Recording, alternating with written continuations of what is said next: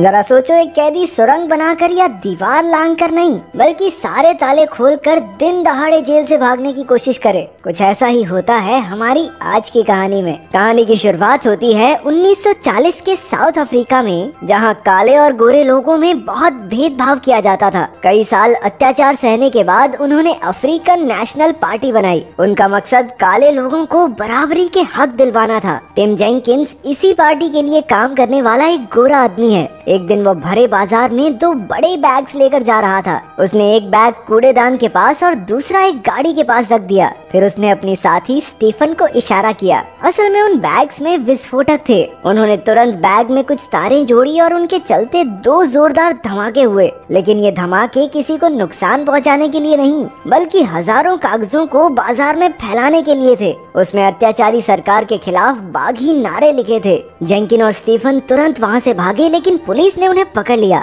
बाद में जेंकिन की पत्नी उसके कमरे में आई और उसे कुछ पैसे दिए जिसकी उसे जेल में जरूरत पड़ सकती है। फिर जेंकिन ने बाथरूम में जाकर पैसों को एक सिगरेट रोल में डाला और उसे अपने पिछवाड़े में छिपा लिया। फिर कोर्ट में जज ने अपने ही लोगों के खिलाफ बगावत करने के लिए जेंकिन को 12 साल और स्टीफन को 8 साल की सजा सुनाई। इसके बाद उन दोनों को प्रेस्टोनिया की जेल में लाया गया। उनका स्वागत मीनर नाम के एक बेरहम जेल ऑफिसर ने किया। जेल के अंदर मीनर ने उन्हें सारे कायदे कानून समझाए। जेंकिन ने चारों ओर नजर दौड़ाकर देखा कि वहाँ ऑटोमेटिक दरवाजे, कई ताले और तगड़े सिक्योरिटी सिस्टम थे। यहाँ से निकलना लगभग नामुमकिन ही था। उनके कमरे में पहले एक जालीदार दरवाजा और फिर एक मजबूत लोहे का दरवाजा था। अगली सुबह जेंकिन को डेनिस गोल्डबर्ग नाम का एक आदमी मिला। वो भी उसकी तरह काले लोगों के हकों के लिए लड़ता हुआ पकड़ा गया था। फिर स्टीफन भी वहाँ आ गया और उनमें बातें शुरू हो गई। उस वक्त लेनर्ड नाम का एक कैदी भी उनकी बातें ध्यान से सुन रहा था। फिर डेनिस ने उन्हें जेल का नक्शा समझाया।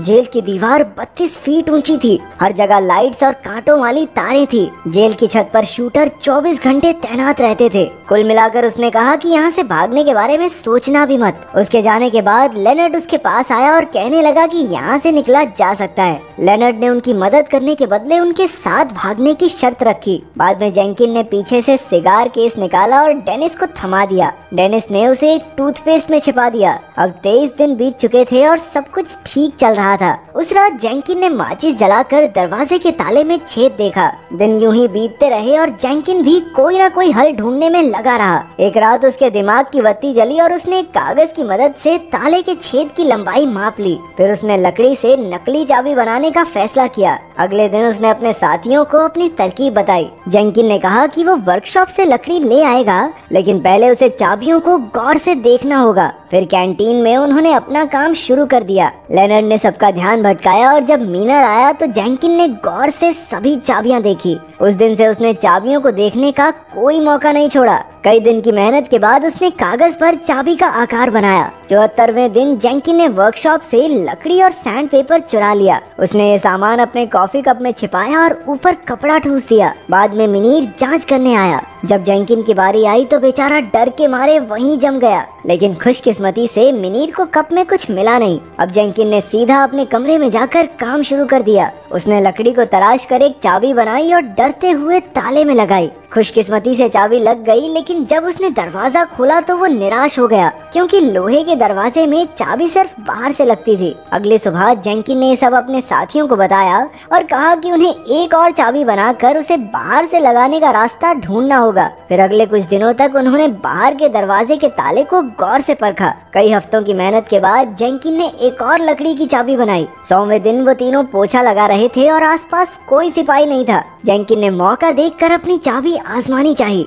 उससे ताला तो खुल गया, लेकिन जब जेंकिन ने चाबी निकाली तो वो अंदर ही टूट गई। इससे वो तीनों काफी घबरा गए और तभी एक सिपाही उनकी तरफ आने लगा। जेंकिन ने ताला लगाने की पूरी कोशिश की, लेकिन कोई फायदा नहीं हुआ। आखिर में वो टूटी हुई चाबी नहीं निकाल पाया और तभी एक मोटा सिपाही वहाँ आ पहुँचा। फिर सारे कैदियों के कमरे में लौटने के बाद मीनर दौरे पर निकल पड़ा। उसने देखा कि जेंकिन के दरवाजे का ताला खुला था, लेकिन उसने ज्यादा सोचे बिना फिर से ताला लगा दिया। अंदर बैठे जेंकिन ने सुख की सांस ली। फिर 142वें दिन वो तीनों एक कमरे में इकट्ठा हुए और लोहे के दरवाजे को अंदर से खोलने की तरकीब सोचने लगे। तभी लेनर्ड ने एक झाड़ू को देखा और उसके दिमाग की बत्ती जली। उसने बाहर जाकर खिड़की से दरवाजे तक की दूरी मापी। वो झाड़ू उससे कुछ ही इंच कम थी। अगले दिन जेंकिन ने वर्कशॉप में एक सिलाई मशीन देखी और उसने तुरंत अपने कमरे में जाकर वैसा ही सिस्टम अपनी झाड़ू में बनाया। उस रात जेंकिन ने लकड़ी की चाबी झाड़ू के ऊपर जोड़ी और खिड़की से बाहर ले जाकर लोहे का दरवाजा खोलने की कोशिश की। उसकी कोशिश कामयाब रही, लेकिन जैसे ही वो चाबी निकालने लगा, चाबी नीचे गिर गई। उसे तो दिल का दौरा पड़ने ही वाला था, लेकिन उसने हिम्मत नहीं हारी। उसने झाड़ू के ऊपर च्युइंगम चिपकाकर फिर से चाबी उठा ली। अगले दिन लंच के समय जेंकिन ने अपने साथियों को दोनों दरवाजे खोलने की खुशखबरी दी। अब जेंकिन जेल के बाकी हिस्सों को पार करने की तैयारी करने लगा। वो तीनों जब भी बाहर होते तो जेल का मुआयना लेते रहते। जेंकिन ने तो सफाई वाले को सिगरेट्स की रिश्वत देकर जेल का नक्शा भी हासिल कर लिया। 295 दिन बीत जाने के बाद जेंकिन और लेनर्ड ने अपने कमरे में नकली पुतले बनाए और रात को कमरे से बाहर आ गए। वो ध्यान से सीढ़ियां उतरकर एक और दरवाजे तक पहुंच गए। जेंकिन ने ये रात इसलिए चुनी क्योंकि आज मोटा गार्ड ड्यूटी पर था। गार्ड बहुत आलसी था, लेकिन फिर भी वो दोनों बहुत घबराए हुए थे। हर बढ़ते कदम के साथ उनके पसीने छूट रहे थे, लेकिन ऐन वक्त पर वो दरवाजा खोलने में कामयाब हो गए। तभी मोटा गार्ड अपनी ड्यूटी के लिए उठा। उसके पैरों की आवाज सुनकर जेंकिन और लेनर्ड फटाफट स्टोर रूम में छिप गए। उसके जाने के बाद वो फिर से अपने मकसद में जुट गए। जेंकिन ने अगला दरवाजा भी खोल दिया, लेकिन इससे पहले वो आगे जा पाता उससे पहले ही स्टीफन खांसने लगा।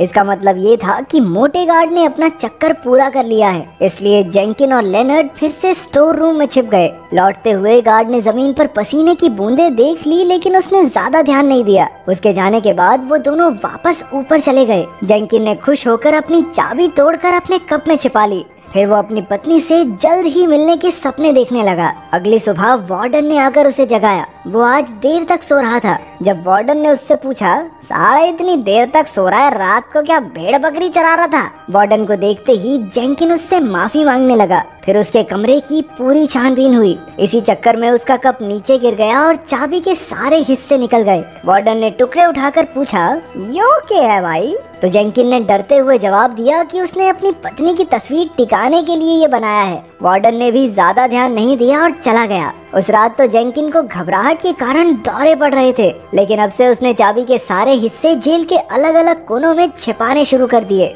एक दिन जेंकिन और उसके साथी कहीं से आम लोगों के कपड़े भी चुरा लाए। इस सब के दौरान जेंकिन ने अपने दांत एक बार फिर साफ किए ताकि वो बीमार पड़ सके। कुछ हफ्ते बाद जब वो बीमार पड़ा तो मिनीर उसे डॉक्टर के पास ले गया। वहाँ उसने ऑटोमेटिक दरवाजे को भी गौर से देखा। अब क्रिसमस की शाम थी और उसकी भागने की तैयारी भी पूरी हो चुकी थी। उन्होंने अपने कमरे में डेनिस और उसके दोस्तों को अपना पूरा प्लान समझाया। उन्होंने अलग अलग तरह की कुल 39 चाबियां बनाई ताकि वो 15 दरवाजे पार कर सकें। लेकिन डेनिस ने फिर भी उनका साथ देने से इनकार कर दिया, क्योंकि अगर वो भाग भी गए तो छिपेंगे कहाँ। आखिरकार उसने टूथपेस्ट से पैसे निकालकर जेंकिन को लौटा दिए। बाद में वार्डन ने हर किसी के कमरे की तलाशी ली, लेकिन उसे कुछ नहीं मिला।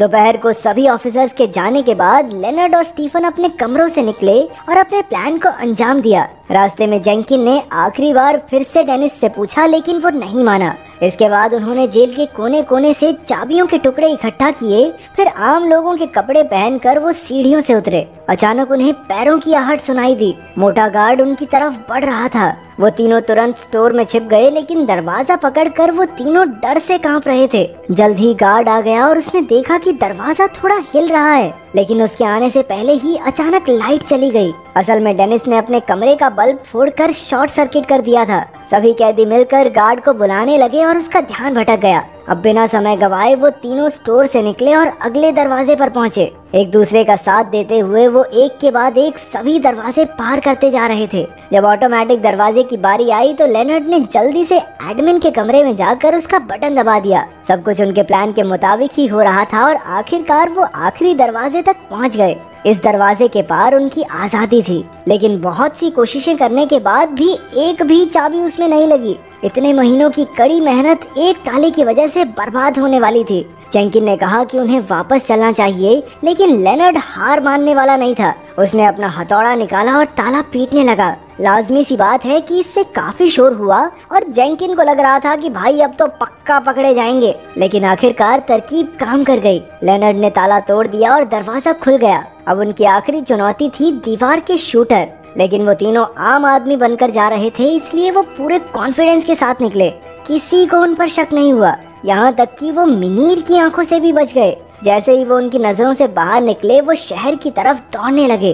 वहाँ से उन्होंने एक टैक्सी ली और सरहद पार कर गए। इसी तरह जेंकिन, लेनर्ड और स्टीफन आखिरकार 1.5 साल बाद जेल से फरार होने में कामयाब रहे। अगली सुबह मिनीर को इसकी खबर मिली, लेकिन अब तो बहुत देर हो चुकी थी। डेनिस और बाकी कैदी उसकी बेबसी पर हंसने लगे। आखिर में हम देखते हैं कि असल में उन्हें ढूंढने के लिए काफी बड़े पैमाने पर पुलिस लगाई गई, लेकिन वो कभी पकड़े नहीं गए। वो सरहद पार करके मोज़ाम्बिक पहुंचे, वहां से तंजानिया और फिर लंदन। वहां वो फिर से ANC से जुड़े और काले लोगों के इंसाफ की लड़ाई लड़ी। फिर 1991 में उन्हें बरी कर दिया गया। उधर जेल में 22 साल रहने के बाद डेनिस अपने परिवार से मिला। हालांकि बेचारा जेंकिन अपनी पत्नी से कभी नहीं मिल पाया, क्योंकि वो पहले ही